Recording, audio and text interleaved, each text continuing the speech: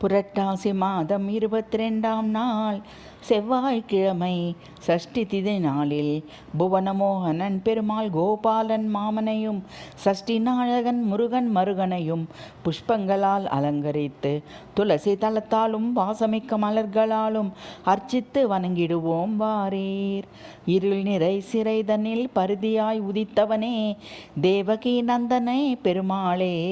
நாகம் குடை பிடிக்க யமுனை நதி வழி கொடுக்க கோகுலம் விரைந்த வசுதேவ மைந்தனே பெருமாளே, பாலூட்டிக் கொள்ள வந்த பூதனையை பல்லால் கடித்து உயிர் குடித்த கோகுல நந்தனனே பெருமாளே, பெருமழையில் பரிதவித்த ஆயர்களை ஆநெறிகளோடு காக்க சிறுவிரலால் கிரி சுமந்த கோவர்தன பெருமாளே,